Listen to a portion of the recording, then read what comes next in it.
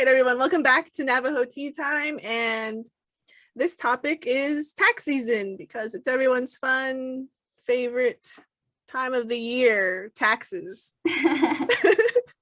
So I believe tax day falls on April 18th this year. So as of today, we're about 2 weeks away. So we want to talk about, how do we handle tax season, and then ask you, how do you handle tax season? Yeah. So for me, I have to do taxes twice because I have my own business. Mm-hmm. And then I have to do my business taxes. And that's always, it's so stressful, not because I do anything wrong, because I don't. It's just making sure I don't input numbers incorrectly, Mm-hmm. which I've done on personal taxes, not business taxes. But, with me, I have a reading disability, and sometimes looking at long string of numbers and really boring, detailed words, I mix everything up. Like, I know sometimes I'll look at a phone number and it'll be like, the number would read 9348 and I would read it correctly and then write it down completely wrong. It's like, no, you knew the number. Why'd you mix this up? And so it's super stressful because I have to be like hyper alert and hyper aware and just be fully focused. And I don't know if people know what that feels like, maybe like when you're in school and you're trying to study for tests, so you're trying to absorb all the information and you just don't, because that's not conducive to learning anything. But that's kind of how it feels. It's like just trying to be hyper alert and hyper aware and super focused on what you're doing. It's really stressful. Mm-hmm.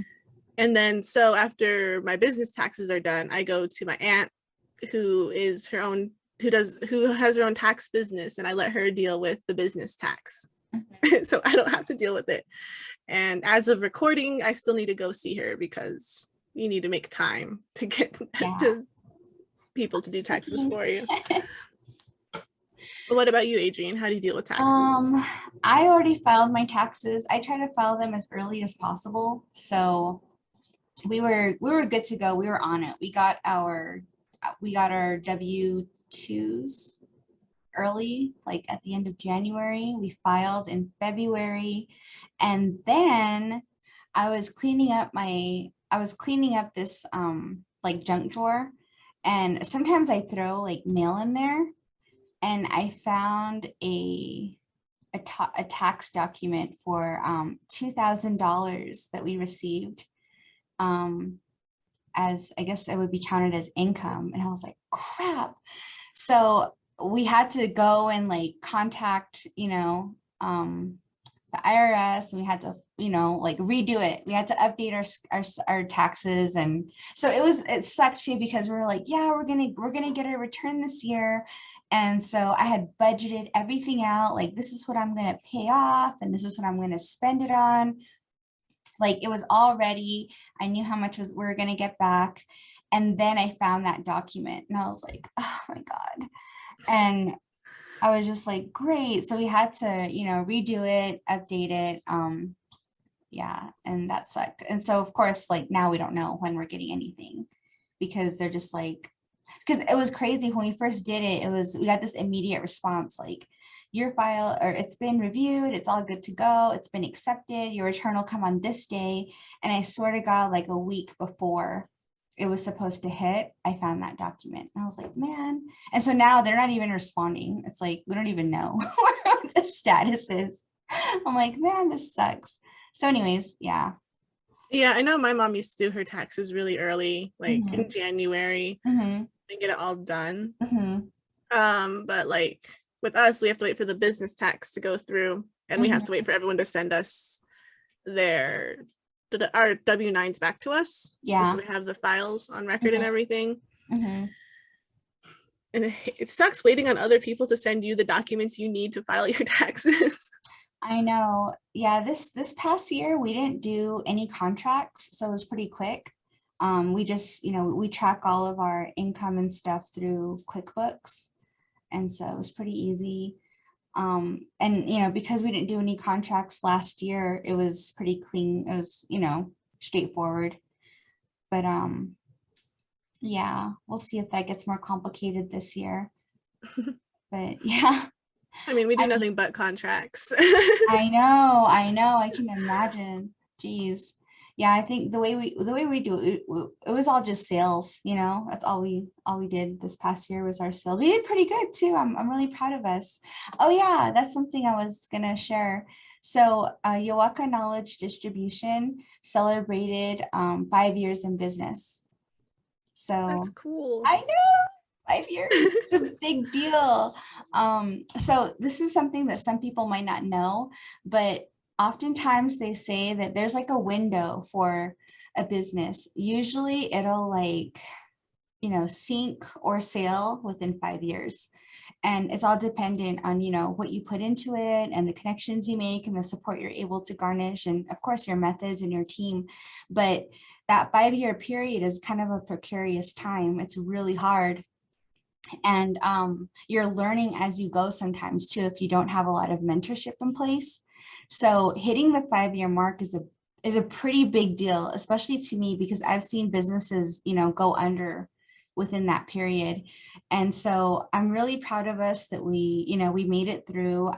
We did pretty good last year, and we were able to get a lot of good support too from people who believe in what we're trying to do, you know, like the Empower team.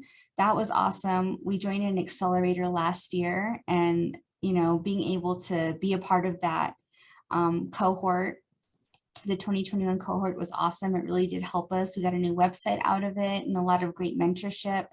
And then we were also introduced to the Better Business Bureau and, you know, their networks. And we're an A+ rated business, which I think is great. And we just got our new rating that was renewed. So it's exciting, you know, to be evaluated and to be certified like that. And to just have people support your business practices and believe in what you're doing. So yeah, so now we're going on to that next phase, which is like the 1 to 10 year mark, or the 5 to 10 year mark, which is actually kind of, it's often a growth phase. How are you growing? You know, and I feel like your business is moving at a faster pace than mine, but which I think is great. But you know, we are having those conversations now about how do we want to grow and who do we want to pull into our team, because we want to grow the team, you know. And so we have projections of how we're going to do that, and so I'm excited about it. That's really cool. Yeah. I feel like we are also like in that growth phase now, because like obviously today we have like, you're like, oh, could we film some other time? And I'm like, no, I have no free time anymore. I'm super busy all the time. And so it's good to feel that way, but it's also stressful because like you said, like, you know, do we need to hire more people? Can we hire more people? Should I just buy bigger equipment? And yeah, it's really exciting to see your business grow and our business grow. And of course, that always comes with more taxes. It does. Yeah, it does. So I my heart goes out to all of you with your taxes. And of course, to those who are not getting tax returns, been there, it sucks, you know, especially when you have to pay back. I remember when that was the norm, and it was just so, it sucked. You know, you see people like spending their tax returns, taking their kids shopping, going to Disneyland, traveling, and you're just there like owing money, and it sucks. Like, but yeah, yeah. it does, you know. Yeah, I know there's a lot of different websites and everything that help provide like free tax services, especially on the Navajo Nation and everything. But for me, I can't ever access that because I have to file like my business earnings, and they're like, oh, just simple taxes. I'm like, fine, Yeah. I see how you are. I know. Too complicated for you. I get it. But I always go to my aunt because, you know, I try to support local businesses and I don't want to type the numbers in myself. I'm always pushing my aunt too. I'm like, hey, get a business tax license. And she's all, no, I'm fine. It's like, okay. I know. My uncle used to always do my taxes when I was younger. He was really good at it, and he enjoyed it. So I would go to him, and then I got to the point where I was like, okay, I need to learn how to do this myself. So I did. And I've been doing my own taxes since I was probably 18. Yeah. So, but Yeah, I know like we're going to get to that point where I'm going to have to hire someone to do it for us. it gets like really technical at some points, and I'm like, Mhm. ugh. And I hate reading tax document language instructions. And it's like, this doesn't say anything. I don't know what you mean. There's a lot of words and it doesn't mean anything. Like, does not compute. I mean, like some of their instructions, and it's like Mhm. it's super vague, but Mhm. also really specific, but then it doesn't tell me what I want to know. Mhm. I know, And that's how they get you. because like sometimes like I'm like, okay, I have this specific question in mind, and I go and look at the instructions. I'm like, that did not help at all. Mhm. And I can't wait until I make enough money for the business to just hire someone to do the taxes for me. And I feel Mhm. like that time is coming up soon, and it's really Mhm. exciting. Yeah, I know. I've been researching accountants lately because I think that that would be a really smart move. So when I was younger, my parents always told me that the three people that you should know are an accountant, a lawyer, and a mechanic. And those three people will really make your life, a lot easier. I know one So, of those. mhm. Yeah, I know a couple accountants now, thank goodness. And whenever we would have our when we were a part of Women Entrepreneurs of Arizona, and when I was, whenever I have conversations with other groups like Change Labs, I always ask them about that. Can you recommend an accountant? And then we'll go through that, and they'll connect me with people and say, try this person or have a conversation with this person. We'll see if they're a good fit, because it has to also be someone you trust. You know Mhm. what I mean? So meeting them and talking with them and seeing their skill set, see if it Yeah. aligns with what you need, because sometimes it doesn't. Or if you get a vibe about them, you're just kind of like, oh, maybe this isn't going to be a great work relationship, you know? Yeah. I think on the February, the this month I did with Crystal Dugai, we were Mhm, talking about taxes as well. And we got a couple of recommendations mhm, in that comment section too. So if you want to check out that video. mhm. Yeah, check it out, everyone. Practicing my self-promotion here. I know. Link down below. No, links below. It's a really interesting conversation. Mhm, Not the taxes part, but her artwork and the way she does her art. mhm. Nice. Yeah, so if you want to listen to something that's not so tax heavy after this. I know, right? You need a break from the heavy tax talk. Right. Yeah. So do you have anything else to say about taxes and the tax season? And So let's see. Hot tea topic regarding taxes. Um, I mean, okay, so a couple things that I've been seeing online regarding taxes are people feeling the need to put their opinion out there about how other people spend their money.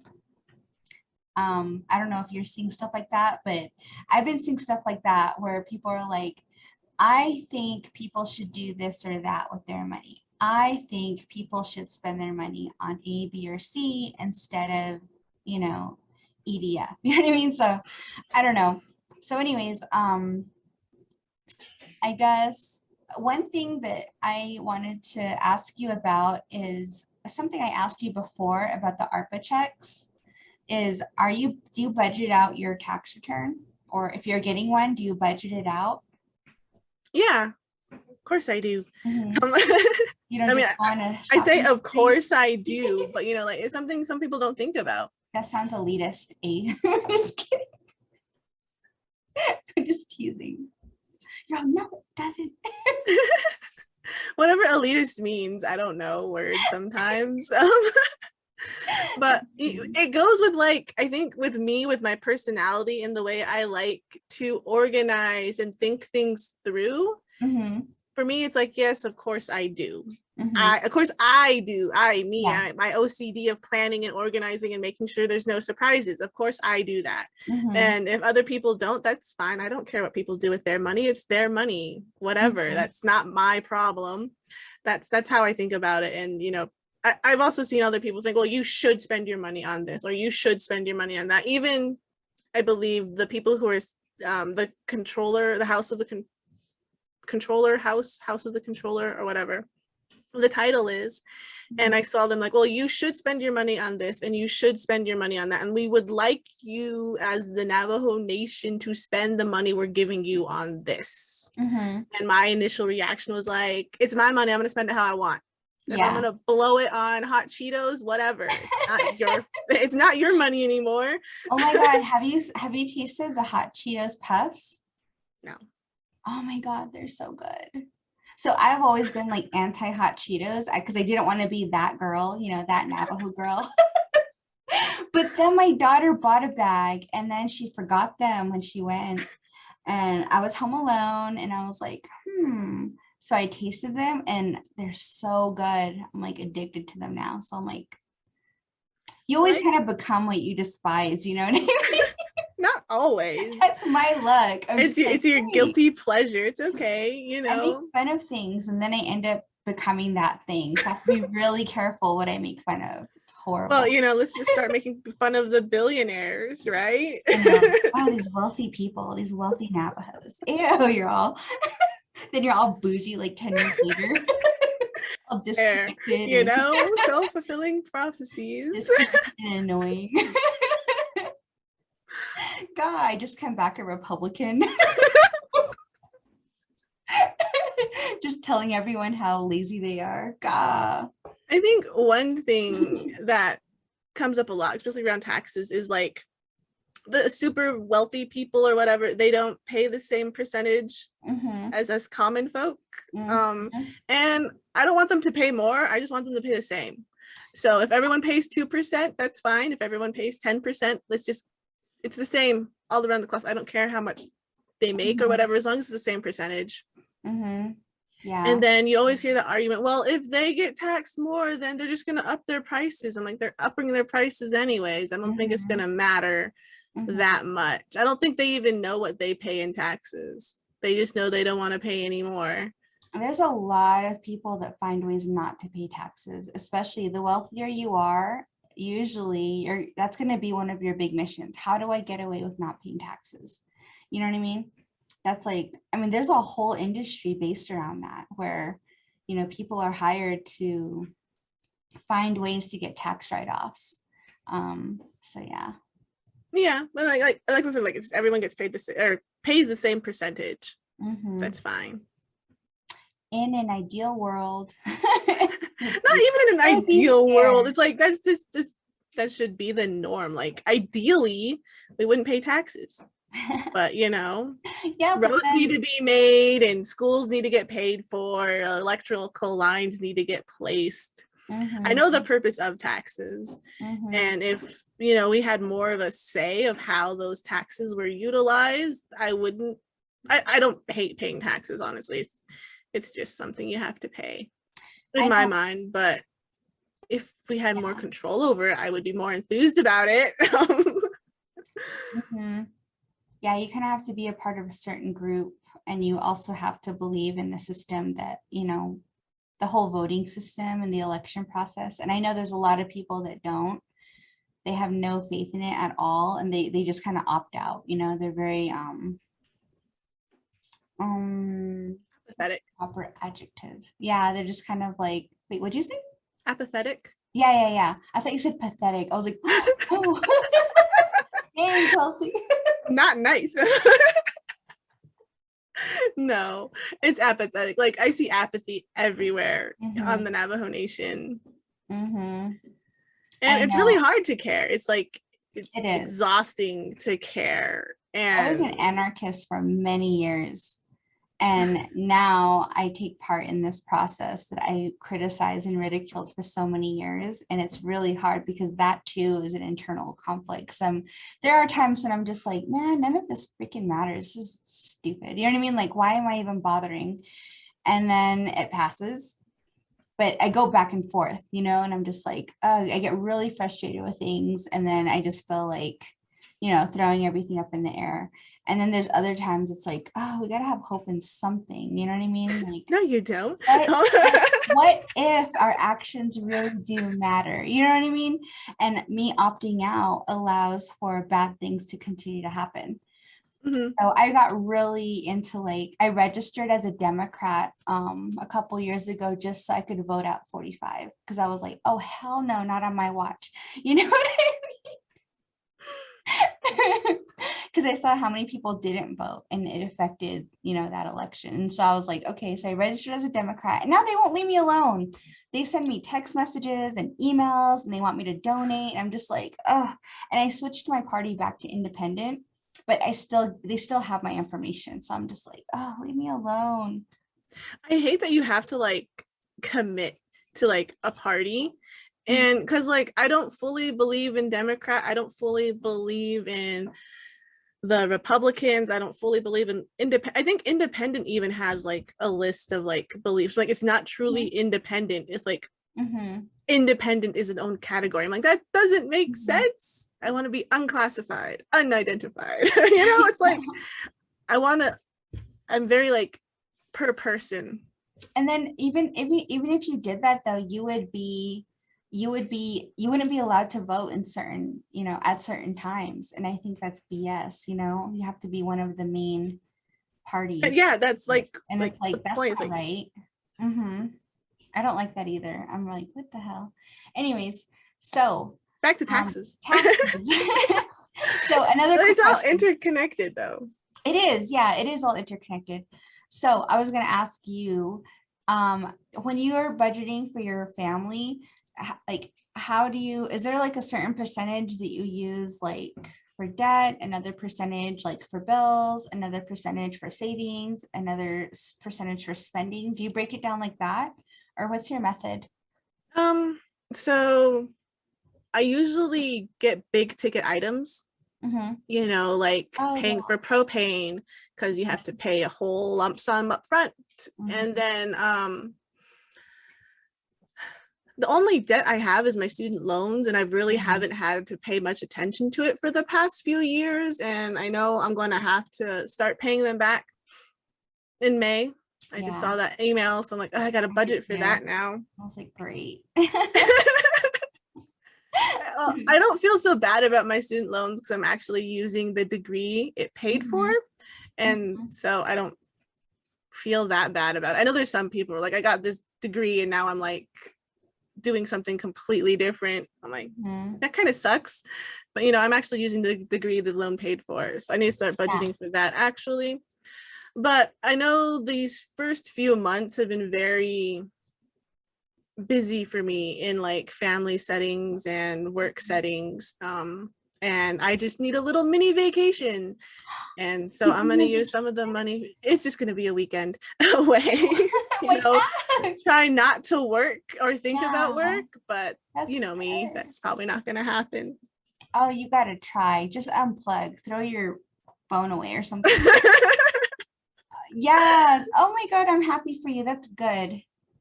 That's really good. Thinking about it is very stressful. Really? You should take a whole week. I can't take a whole week because I'm also like the main caretaker of my grandma. Oh yeah. So I can't ever fully unplug or, you know, disappear because she needs my help. I don't resent that or anything. It's just, it's something I have to be able to do. So I can't ever fully like take a week off because she's going to need something. Wow. But that's why I said this weekend, I'm going to like, not this weekend, but there is a weekend where I plan on just like taking off and not doing something for work. That's awesome. I think I am going to invest in a mattress because the majority of your time is spent sleeping in bed and you should have a good mattress. And mine is all lumpy now. Oh no. Okay. That's like the one big like credit card me and Gernon got was like, you know, you can go to the store and get the credit card for that. So we bought a nice mattress. And now everyone's like, oh, Kelsey, you want to go camping? I'm like, no, I spent thousands of dollars on a mattress. I'm gonna sleep on it. I know. So like we got a mattress and we paid, it was cheap. It wasn't like, I think it was like $300 or something, somewhere in that range. And you get what you pay for. You know, I had a 3-year warranty, and I swear to God, right at the 3-year mark, it just got all lumpy, and it's so uncomfortable now. There's even a dip on one side, and I'm like, how does that happen? That's freaking weird. So anyways, Gravity. I know. So I was like, we need to get a new mattress. So that's gonna be my big ticket item. Get a good mattress, and then yeah, I split up like debt because we have credit card debt that I want to address. And then some savings. That was something I put in there, but I might need to switch it. I don't know, but a little bit for savings. And then, of course, spending is for the mattress. So we'll see. Yeah, we always try to put money aside for Frankie too. Mm-hmm. Because I Yeah. can't control myself when it comes to her birthday party. Really? I go all out. I'm horrible at birthday parties. I'm not horrible at birthday parties. I'm horrible with money at birthday parties and Halloween. I always like, oh, we're not going to spend that much for Halloween, but I end up blowing all my money on Halloween and on her birthday party. It's like, I didn't want to do this, but I do it every year. So I'm just gonna I have to budget it out. I have to put money away for her school, for her birthday party, because I'm just gonna go out. And I hate oh, well, we can't invite these many people because we don't have the money for them. It's like, nope, I got it. Spend the money. I know, you know how some people, they have that one store that they can't help going wild in, you know, they can't help spend. They don't even look at the prices. They're just like, whatever, I'm going to get whatever I want here.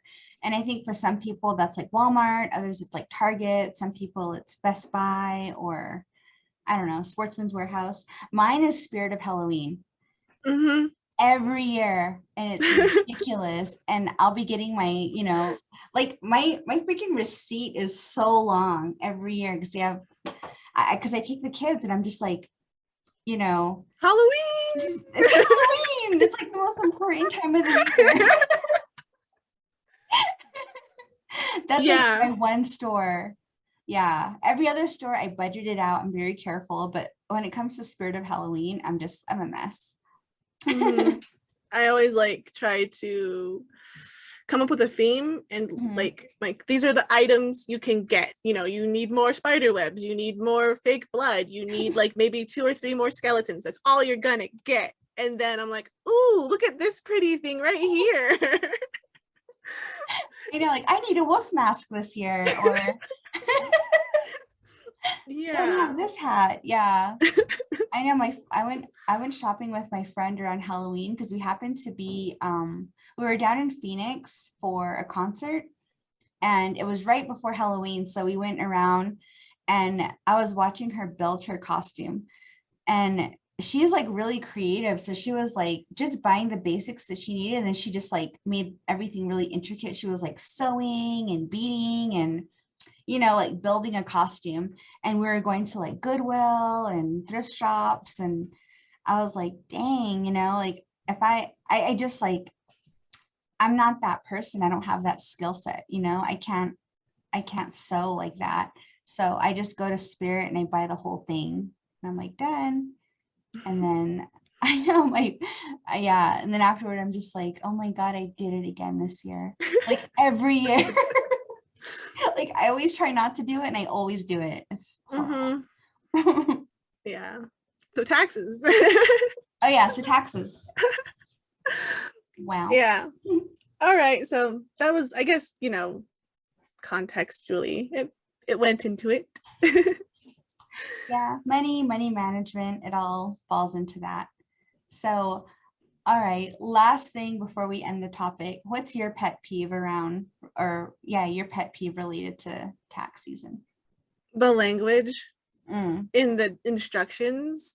And you're like, I know maybe some people it's not too big of a deal because you know, they do TurboTax online or Tax Act or whatever. They take it to H&R Block or some other local tax person and they explain everything to you. But for business taxes, things get really specific, and it's I don't know what this means, and I don't know if I have to file this form, and it's not telling me yes or no. It's because they get very vague, but also it's very specific, and it's I don't know. And it's like, oh, answer yes if you've made over $100 million in, or like, you know, $1 million in sales. I'm like, no, I did not do that. So do I not file this form? And they're like, only if. It was like, okay. I know what you mean. It's so annoying. But that's my biggest pet peeve, is like how vague and very specific the instructions are at the exact same time. It's like, I don't know. You guys are trying to, what is it? Catch you riding dirty or whatever that song is. Like, you're trying to mess me up. I know you are. I know, right? What about you? What's your biggest pet peeve around taxes and tax season? My biggest pet peeve are like how predatory retailers become around tax season, especially auto dealerships, when they're like, you know, tax return, and we'll give you your tax return. Yeah. And I'm just like, you guys are awful. You know what I mean? Because they're just trying to loop you into like, yeah, I just don't like it. I think it just leaves like a dirty feeling on me. And I'm just like, man, they're awful, you know? You know, but they're a business. They're trying to tap into that business monies. And you just gotta be aware, I guess. Strong-willed enough to be like, no, I don't need a new vehicle. I don't like it. I pet peeve. It's like all of those like holiday 50% off, 70% off, President's Day sale, you know?